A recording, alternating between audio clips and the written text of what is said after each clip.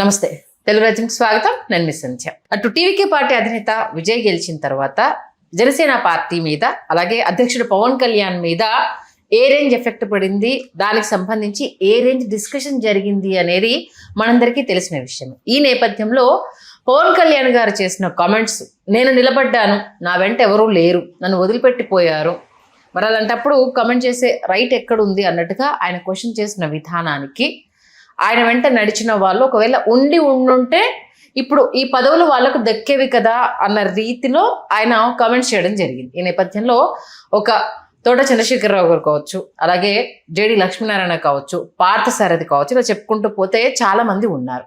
నిజంగా కంటిన్యూ అయి ఉంటే వాళ్ళ పరిస్థితులు వేరేలా ఉండేవా, లేకపోతే కంటిన్యూ అవుతున్న వాళ్ళను గుర్తించారా? తెలుసుకునే ప్రయత్నం చేద్దాం. చరిత్రకారులు, సినీ రాజకీయ విశ్లేషకులు చిలగ శ్రీకాంత్ గారు మనతో ఉన్నారు. ఆయన మాటల్లో. శ్రీకాంత్ గారు నమస్తే. నమస్కారం సంజయ్.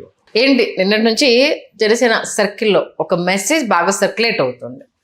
ఆయన వెంట ఉండకుండా ఆయన ఇప్పుడు క్వశ్చన్ చేసే రైట్ ఎక్కడ ఉంది అనేసి అని. ఆయన చేసిన అధినేత చేసిన కామెంట్స్లో సైనికులు కూడా వీళ్ళంతా అప్పుడు ఉండుంటే ఇప్పుడు వాళ్ళ పొజిషన్ వేరే ఉండేది కదా, నమ్మకుండా వెళ్ళిపోయారు కాబట్టి ఇప్పుడు అడిగే రైట్ ఎక్కడ ఉంది అంటూ అడుగుతున్నారు. ఏంటి అసలు ఆ కథ? దానిని మనం వాస్తవాన్ని విశ్లేషించాల్సి వస్తే, కొనసాగకుండా అంటే వాళ్ళు కొనసాగలేదు కాబట్టి వాళ్ళు అవ్వలేదు. కొనసాగి ఉంటే మీకు అవకాశం వచ్చేది అని అంటే, తోట చంద్రశేఖర్ గారు కొనసాగి ఉన్నట్లయితే ఆయన 2024 ఎన్నికల్లో గుంటూరు నుంచి తిరిగి పోటీ చేసి ఉన్నట్లయితే అక్కడి నుంచి విజయం సాధించేవారు.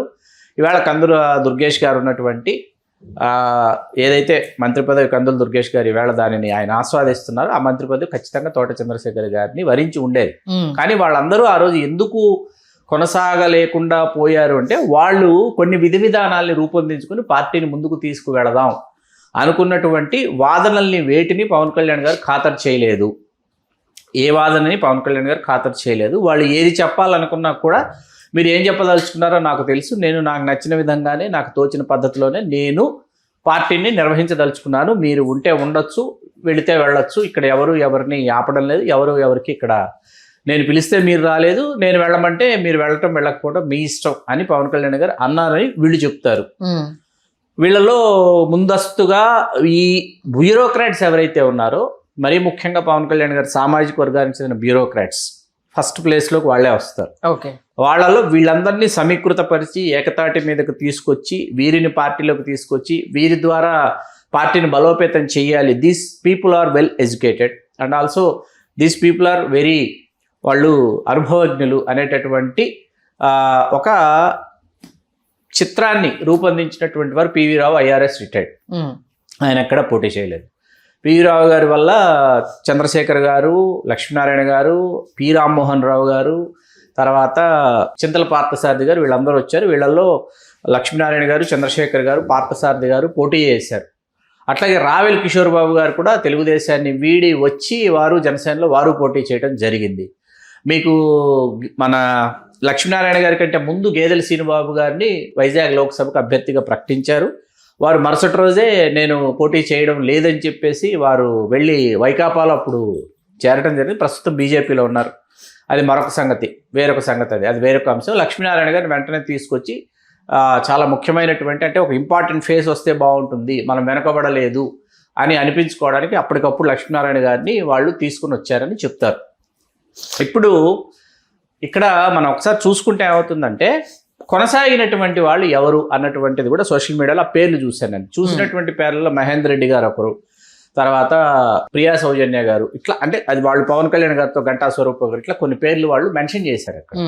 షేక్ రియాజ్ గారు, ఇట్లా కొన్ని పేర్లు మెన్షన్ చేశారు. వీళ్ళందరూ ఏంటంటే 2014 నుంచి పవన్ కళ్యాణ్ గారి అభిమానులుగా, వీళ్ళు అంత క్రితం నుంచి కూడా అభిమానులుగా వచ్చి, అభిమానుల నుంచి పార్టీలోనే కార్యకర్తలుగా కొనసాగుతూ వచ్చినటువంటి వాళ్ళు వీళ్ళంతా.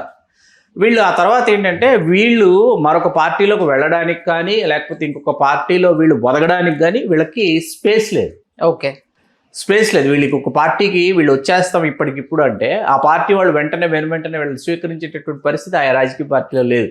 వీరు పవన్ కళ్యాణ్ గారితోనే వీళ్ళు ట్రావెల్ చేయాలన్నమాట. కాబట్టి వాళ్ళు ఎక్కడికి వెళ్ళరు. Bureaucrats mind set, behaviours, attitudes ఇవి ఎట్లా ఉంటాయంటే, వాళ్ళు కొన్ని పద్ధతులు, కొంత క్రమశిక్షణ, సమయపాలన ఇవన్నీ ఉంటాయి. ఇక్కడ పద్ధతులు, క్రమశిక్షణ, సమయపాలన ఎంత ఉంటాయి అన్నది కాసేపు పక్కన పెడితే, ఇక్కడ వాళ్ళ వైపు నుంచి వినిపించినటువంటి వాదన ఏంటంటే, నాట్ ఓన్లీ అవర్స్ టుగెదర్, గంటల తరబడి కాదు, రోజుల తరబడి, వారాల తరబడి కళ్యాణ్ గారి కోసం ఎదురు చూసినటువంటి సందర్భాలు ఉన్నాయి. ఆఫీస్కి వెళ్ళి, కార్యాలయానికి వెళ్ళి ఆయన కోసం హైదరాబాద్లో మాదాపూర్లో ఒక ఆఫీస్ ఉండేది, ఆఫీస్కి వెళ్ళి గంటలు కాదు, మళ్ళీ మరుసటి రోజు వచ్చి, మళ్ళీ మరుసటి రోజు వచ్చి, అట్లా వారాల తరబడి ఎదురు చూసాము. ఆయన ఒక విధమైనటువంటి ఆ పరిస్థితుల్లో ఏంటంటే మొత్తం ఓడిపోయి, ఆయనే 2 నియోజకవర్గాల్లో ఓడిపోయి, మేమందరం కూడా ఓడిపోయి, ఒక విధమైనటువంటి ఒక నిరాశాజనకమైనటువంటి వాతావరణం. కాబట్టి ఆయన ఫేస్ చేయడానికి ఒకంత ఇబ్బంది పడిన మాట వాస్తవం. ఆ తర్వాత ఆయన మెల్లగా తేరుకొని వచ్చిన తర్వాత ఏమైందంటే, వీళ్ళు వినిపించేటటువంటి వాదనలు ఏవైతే ఉన్నాయో, ఏమని, మనం ఎందుకు ఓడిపోయాము, ఎక్కడ వెనకబడ్డాము, మనం చేసిన తప్పులేంటి, మన ప్రజల్లోకి ఎందుకు మనం విశ్వాసం కలిగించలేకపోయాము అనే విషయాలు మాట్లాడడానికి పవన్ కళ్యాణ్ గారు సుముఖంగా లేరు. మేము మాట్లాడితే వినడానికి కూడా ఆయన సుముఖంగా లేరు. ఓకే. ఇక్కడ ఆ సోషల్ మీడియాలో నిన్న వాళ్ళు వైరల్ చేసినటువంటి ఆ మెసేజ్లో నేను ముత్తంశెట్టి కృష్ణారావు గారి పేరు చూశాను.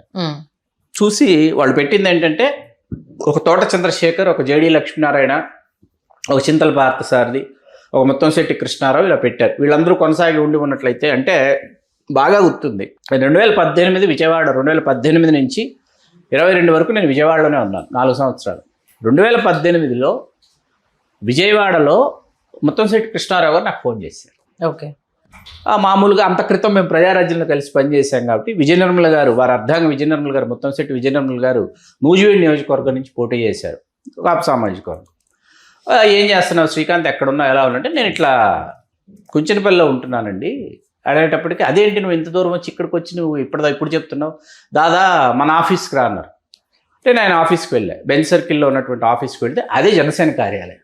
ఆయన నివాసాన్ని జనసేన కార్యాలయంగా చేసుకున్నారు. క్రింద ఆయన నివసిస్తున్నారు. అక్కడే భోంచేసాం. అక్కడే మేమిద్దరం, ఆయన డైనింగ్ మీదే నేను కృష్ణారావు గారు భోంచేసి పైన ఆఫీస్కి వెళితే జన సైనికులు చాలామంది ఉన్నారు. వాళ్ళని అడ్రస్ చేసి నువ్వు ఏదైనా సందేశం ఇవ్వు అని అన్నారు.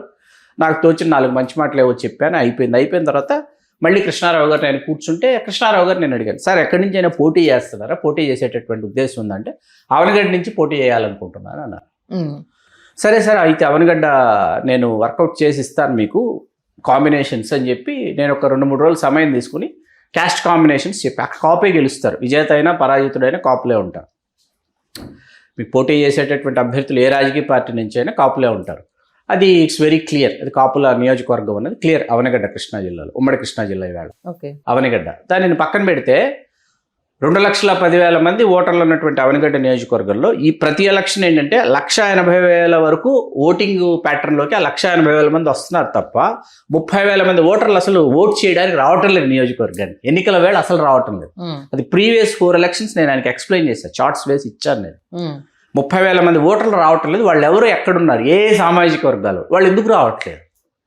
30,000 మంది నియోజకవర్గాల్లో జరిగేటటువంటి ఎన్నికల వేళ ఓటు వేయడానికి రావటం లేదంటే దీని మీద ఫోకస్ చేయాలని చెప్పారు. ఈ 30,000 ఓటర్స్ ఎక్కడున్నారు, వీళ్ళ మీద ఫోకస్ చేయాలి.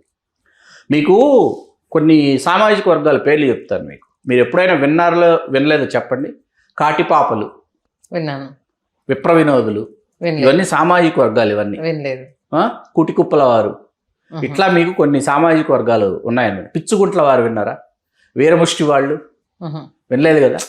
వీళ్ళు ఏంటంటే నెయ్యిలోళ్ళు ఇవన్నీ సంచార తెగలండి. ఇవన్నీ ఓకే. ఈ సంచార తెగల వాళ్ళు, ఈ నక్కలోళ్ళు ఇవి వినుంటారు మీరు, కాటికాపలు, నక్కలు. ఈ సంచార జాతులు ఏంటంటే వీళ్ళు దేశం మీద పడి సంచార జీవులుగా వీళ్ళు జీవిస్తూ సరిగ్గా ఎన్నికల సమయానికి నియోజకవర్గానికి వచ్చి ఓటు వేస్తారు. ఖచ్చితంగా ఓటు వేస్తారు. ఇవాళకి వీళ్ళు వచ్చి ఓటు వేస్తున్నారు నియోజకవర్గాలు. ప్రతి నియోజకవర్గానికి సంబంధించి ఇట్లాంటి సంచార జీవుల మీద ఒక అధ్యయనం చేస్తే ఎన్నికల వేళ వీళ్ళు ఎక్కడున్నా ఎన్నికలకు వచ్చి ఆ వేళ వచ్చి ఓటు వేస్తున్నారు. 4-5 రోజుల ముందు వస్తారు. ఎన్నికలు ఉన్నాయనగా వచ్చి వాళ్ళ కుల పెద్దో ఎవరో ఉంటారు అక్కడ, అతనిని అప్రోచ్ అయ్యి ఉంటారు. ఈ 2-3 పార్టీస్లో ఎవరో ఒకరు ఆ లోపల అప్రోచ్ అయ్యి ఉంటారు. వాళ్ళు మాట్లాడుకుని ఉంటారు, వాళ్ళు ఓట్ చేస్తారు. ఆ సెక్షన్ గురించి నేను మాట్లాడటంలా. వెల్ ఎడ్యుకేటెడ్, చాలా చెప్పుకోదగ్గ కుటుంబాల నుంచి వెళ్ళిన వాళ్ళు 30,000 మంది ఓట్లు వేయటంలా వచ్చి ఆ సెక్షన్ మీద ఫోకస్ చేయాలని చెప్పారు.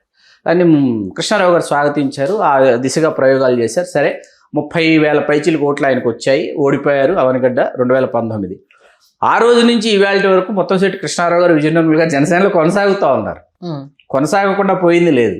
ఇవాళ 24 ఎన్నికలు అయిపోయిన తర్వాత కూడా వాళ్ళు జనసేనలోనే కొనసాగుతున్నారు. పిఠాపురం చెప్పడం మర్చిపోయారు. పిఠాపురం వెళ్ళి ముత్తంశెట్టి కృష్ణారావు గారు, విజయనిర్మల్ గారు పిఠాపురం వెళ్ళి పవన్ కళ్యాణ్ గారు ఎన్నికల కోసం వాళ్ళు ఖర్చు పెట్టారు, పనిచేశారు, అక్కడ ఉన్నారు, నియోజకవర్గంలో అన్నీ చేశారు. పిఠాపురం విజయం గురించి ఒక పుస్తకం రాసుకోవచ్చండి. పిఠాపురంలో పవన్ కళ్యాణ్ గారు కనీవిని ఎరుగిన ఆధిక్యతతో గెలవడానికి ఎవరెవరు ఎంత కృషి చేశారనేది ఒక పుస్తకం రాసుకోవచ్చు. ఒక పుస్తకం వేయచ్చు మనం. వాళ్ళు పనిచేశారు. ఇలా పనిచేసినటువంటి ముత్తంశెట్టి కృష్ణారావు గారు, విజయనిర్మల్ గారు లాంటి వాళ్ళు ఆంధ్రదేశం అంతా చాలామంది ఉన్నారు. కూటమి విజయానికి, తెలుగుదేశం అభ్యర్థుల విజయానికి వాళ్ళు ఎండనక వాననక. మా మదనపల్లి నియోజకవర్గంలో రామాంజనేయులు గారు, ఆర్ఆర్ జ్యువెల్లర్స్ అధినేత, ఆయన బేషరతుగా పార్టీలో చేరారు. భార్య పరమపదించిన నళిని గారు వారు పార్టీ కోసం అక్కడ తెలుగుదేశం అభ్యర్థికి షాజహాన్ బాషా గారు కేటాయిస్తే షాజహాన్ బాషా గారి విజయం కోసం ఆయన అసలు కాళ్ళకు బలపాలు కట్టుకొని తిరిగారు రామాంజనేయులు గారు. అర్ధాంగి మరణించినా కూడా బాధను దిగమింగుకొని కూటమి అభ్యర్థి ఇక్కడ విజయం సాధించాలి. వీళ్ళందరూ ఎవరిని చూసి ఇక్కడ ఈ కూటమి అభ్యర్థులు గెలవాలనుకున్నారంటే పవన్ కళ్యాణ్ గారిని చూసి కూటమి అభ్యర్థుల విజయానికి వీళ్ళు కృషి చేసినటువంటి వాళ్ళు జన సైనికులు రాష్ట్ర వ్యాప్తంగా. సరే, ఇప్పుడు ఆ మెసేజ్లో వాళ్ళు తెలియజేసినటువంటి విషయం ఏంటంటే, ఈయన ఎంపీ అయిపోయేవాడు, ఇవాళ రాజ్యసభ లింగంనేని రమేష్ గారికి ఇస్తున్న దాని మీద ఈ మెసేజ్ పెట్టారండి. లింగంనేని రమేష్ గారికి కేటాయించబోతున్నారు. ఈ సామాజిక వర్గంలో నాతో ఇవాళ ఉదయం కాంగ్రెస్ పార్టీకి చెందినటువంటి ఒక అగ్రనాయకుడు ఢిల్లీ నుంచి నాతో మాట్లాడారు. ఉదయం మాట్లాడారు, ఇవాళ చాలాసేపు మాట్లాడారు. వారు కాపు సామాజిక వర్గం, అమలాపురం వాస్తవ్యులు. అమలాపురం నుంచి ఢిల్లీ స్థాయికి ఎదిగినటువంటి కాంగ్రెస్ నేత, ఢిల్లీలోనే వారి నివాసం.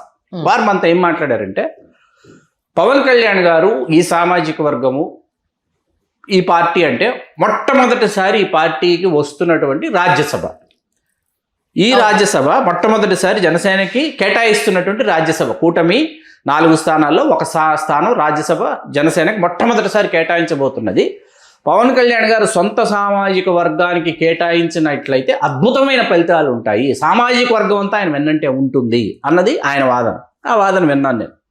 విన్న తర్వాత మనం ఇక్కడ కూర్చొని మనం ఒక విశ్లేషణ చేసాం. అన్ని సామాజిక వర్గాలు కలిస్తేనే ఒక రాజకీయ పార్టీ. అవును, ఈ రాజకీయ పార్టీగా రూపాంతరం చెందినటువంటి జనసేన విజయం కోసం కృషి చేసిన సామాజిక వర్గాల్లో మిగతా వాళ్ళందరికీ అవకాశాలు ఇవ్వాలి, ఇస్తేనే రాజకీయ పార్టీగా అది మనగలుగుతుందని మనమే చెప్పాం.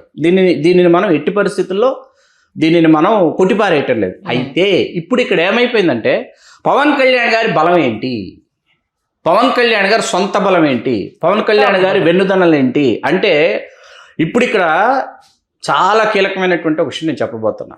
నరేంద్ర మోడీ గారైన భారత ప్రధాని, మనందరం ఇవాళ ఎంతో ధైర్యంతో, ఆత్మగౌరవంతో మనం అభిమానిస్తున్నటువంటి భారత ప్రధాని గౌరవనీయులు మాన్య మహోదయులు శ్రీ నరేంద్ర మోడీ గారు కావచ్చు, సర్వ సైన్యాధ్యక్షులైనటువంటి భారతీయ జనతా పార్టీకి వాళ్ళ అమిత్ షా గారైనా, వీళ్ళు తెలంగాణలో అయినా ఆంధ్రప్రదేశ్లో అయినా ఈ సామాజిక వర్గం యొక్క ద్వారాల గుండా అధికార పీఠాన్ని కైవసం చేసుకోవాలన్నది వాళ్ళ దగ్గర చాలా స్పష్టమైనటువంటి ఒక అధ్యయనం ఉంది. అవును, వాళ్ళు ఎందుకు ఆంధ్రప్రదేశ్లో, ఉమ్మడి ఆంధ్రప్రదేశ్లో, విభజిత ఆంధ్రప్రదేశ్లో కాదు, ఉమ్మడి ఆంధ్రప్రదేశ్లో భారతీయ జనతా పార్టీ ఎందుకు ఎదగలేకుండా పోయింది, ఎందుకు పెరగలేకుండా పోయింది, ఎందుకు 3-4-2 లేకపోతే 3 సామాజిక వర్గాలు లేదా మహా అంటే 4 సామాజిక వర్గాల చేతుల్లోనే భారతీయ జనతా పార్టీ ఎందుకు అది ఉండిపోయింది, ఆ హస్తాల్లోంచి, కబంధ హస్తాల్లో నుంచి అది తనను తాను ఎందుకు వెలుపలికి తీసుకురాలేకపోయింది, ఎందుకు పెరగలేకపోయింది అని స్పష్టమైనటువంటి అధ్యయనం వాళ్ళ దగ్గర చాలా క్లియర్గా ఉందండి.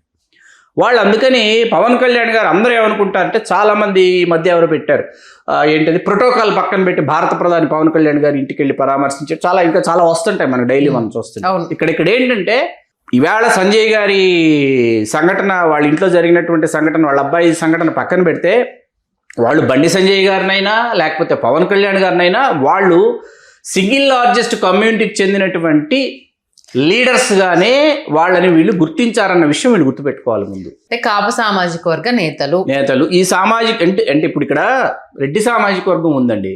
ఇప్పటికి ఎంతమంది ఆంధ్రప్రదేశ్కి ముఖ్యమంత్రులు అయ్యారు, సరే ఇప్పుడు తెలంగాణకి ఎవరు ముఖ్యమంత్రిగా ఉన్నారు అన్నది ఇట్స్ వెరీ క్లియర్. కమ్మ సామాజిక వర్గం ఇప్పుడు అధికారంలో ఉందా లేదా, ఎన్నోసారి అధికారంలో ఉందంటే ఇట్స్ వెరీ క్లియర్. వెలమల నుంచి ఎవరు ముఖ్యమంత్రులు కాలేదంటే it is also very clear. నేను రైట్ రాంగ్ మీరు రైట్ చెప్పండి. రైట్ వాస్తవం. కాలేదు కావాలనుకుంటూ దశాబ్దాల తరబడి కృషి చేసో యుద్ధం చేసో ప్రయత్నం చేసో చిరంజీవి గారి రూపంలోనో మరొకరి రూపంలోనో ఈవేళ పవన్ కళ్యాణ్ గారి రూపంలో గతంలో మనం చాలా మంది నేతల పేర్లు చెప్పుకున్నాం, వాళ్ళ రూపంలోనో ముఖ్యమంత్రి పదవి కోసం కృషి చేశారు, వెనుకబడ్డారు అన్నది ఇట్స్ వెరీ క్లియర్.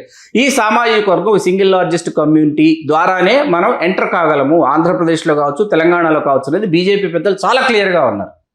ఈ క్లియర్గా ఉన్నటువంటి క్రమంలో ఇక్కడ ఏమవుతుందంటే ఈవేళ పవన్ కళ్యాణ్ గారి బలం నిన్న కాదు మొన్న కాదు 2024 ఎన్నికల్లో కూటమి విజయానికి ఎవరికి ఇష్టమున్నా లేకపోయినా పవన్ కళ్యాణ్ గారి సొంత సామాజిక వర్గం ఆయన వెన్నంటి నడిచి కూటమి అభ్యర్థుల విజయానికి వాళ్ళు ఎడతెరిపి లేకుండా వాళ్ళు చేసినటువంటి కృషి, అది వేళ తెలుగుదేశం పార్టీ పూర్తి స్థాయిలో ఇవాళ ఆంధ్రప్రదేశ్లో అధికారంలో ఉండడానికి కారణం. కాబట్టి రాజ్యసభ సొంత సామాజిక వర్గానికి పవన్ కళ్యాణ్ గారు కేటాయిస్తే వచ్చేటటువంటి ఫలితాలు, లేదు ఫలానా సామాజిక వర్గానికి కేటాయిస్తే వచ్చేటటువంటి ఫలితాలు రెండు వేరుగా ఉంటాయి. దిస్ ఈజ్ వెరీ క్లియర్ కదా. ఇప్పుడు ఆ మెసేజ్లో వాళ్ళు మెన్షన్ చేసింది ఏంటంటే, మీరు కొనసాగి ఉండి ఉన్నట్లయితే పవన్ కళ్యాణ్ గారితో మీరు రాజ్యసభ అయ్యేవాళ్ళు, మీరు ఎన్ని రాజ్యసభలు ఉన్నాయండి ఇవ్వడానికి? 2024లో చంద్రశేఖర్ గారు పోటీ చేస్తే ఆయన గెలిచేవారు, లక్ష్మీనారాయణ గారు ఎక్కడి నుంచి ఆయన పోటీ చేస్తే ఆయన గెలిచేవారు, పార్థసారథి గారు పోటీ చేస్తే ఆయన ఎక్కడి నుంచి ఆయన గెలిచేవారు. వాళ్ళ ఉద్దేశము ఉంటే మీలో ఎవరో ఒకరు అయ్యేవాళ్ళు, అంటే వాళ్ళు ఉండలేదు కదా, కాదు వాళ్ళు అలాగే పెట్టారు. వాళ్ళు అలాగే మీరందరూ అయిపోయేవాళ్ళు, అద్భుతాలు జరిగిపోయేవి. అంటే ఇది అంటే మేబీ ఉండుంటే వాళ్ళు ఎమ్మెల్యేలుగా ఎంపీలుగా ఏమండి ఇక్కడ ఏంటంటే వీళ్ళు ఎవరు జనసేనలో కానీ జనసేన కార్యాలయంలోని వీళ్ళు మీ చుట్టూ ఉండకూడదు అని చంద్రబాబు నాయుడు గారు పవన్ కళ్యాణ్ గారిని ఆదేశించారా? తెలియదు మనకు. ఓకే, ఎందుకు అంటే 2019 ఎన్నికల్లో వీళ్ళు ఎక్కడెక్కడి నుంచి పోటీ చేశారు, రేపు వీళ్ళు అవే అడుగుతారు జనసేనలో ఉంటే. అవి కాకుండా వీళ్ళు ఏం చేస్తారు, పవన్ కళ్యాణ్ గారిని ఇన్ఫ్లుయెన్స్ చేస్తారు. ఏ విధంగా ఇన్ఫ్లుయెన్స్ చేస్తారు? ఫలానా నంద్యాల లోక్సభ, ఫలానా నంద్యాల శాసనసభ, ఫలానా ఆళ్లగడ్డ, ఫలానా అనంతపురం, ఫలానా ధర్మవరం, ఫలానా కదిరి అంటారు.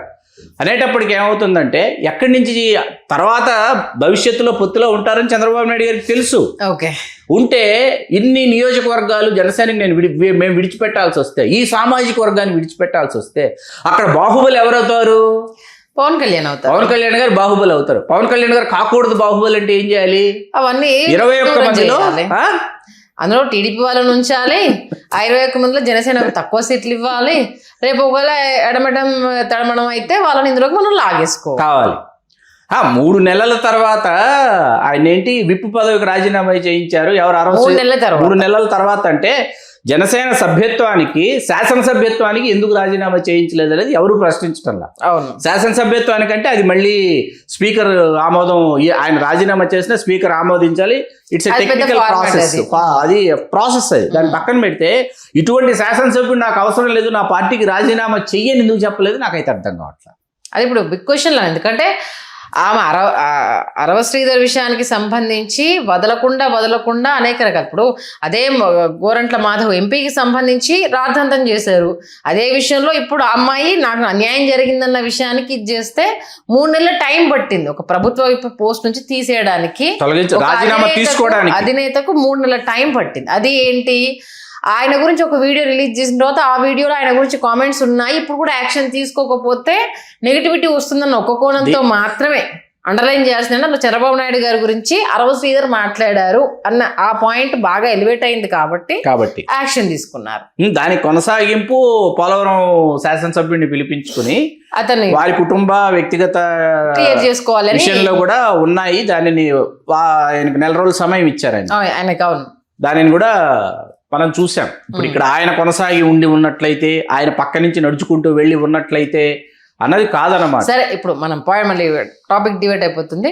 అంటే ఇప్పుడు దీని నుంచి ఇప్పుడు ఫార్వర్డ్ చేసిన జన సైనికులు కావచ్చు, లేకపోతే ఇప్పుడు కాపు సామాజిక వర్గం కావచ్చు, ఏం నేర్చుకోవాలంటారు? అది చెప్పండి పాయింట్. అంటే ఇక్కడ అంటే దాంట్లో మీరు చెప్పిన దాంట్లో ఉండనివ్వకుండా చేసేందుకు అంటే వీళ్ళంతా వీళ్ళు వెళ్ళలేదు, వెళ్ళించే ప్రయత్నాలు చేశారు చాలా సందర్భాల్లో వాళ్ళందరూ చెప్పారు. తగిన ఇంపార్టెన్స్ ఇవ్వలేదు అనేది మా ఎజెండాను మేము చెప్పినా మమ్మల్ని పట్టించుకోలేదన్న విషయాన్ని చాలా మంది క్లియర్ గా చెప్పడం జరిగింది. ఇది కలిసి నడిచే ప్రయాణం కాదు అనేసి.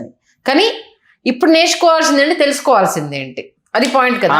దాంట్లో వాళ్ళు మెన్షన్ చేసింది అంటే వ్యూహం నాకు విడిచిపెట్టండి, నేను చూసుకుంటాను, నేను ఏం చేసినా మీరు నన్ను అనుసరించండి అని నేను చెప్పిన దాన్ని అర్థం చేసుకోవాలని వాళ్ళు కంక్లూడ్ చేశారు అనమాట.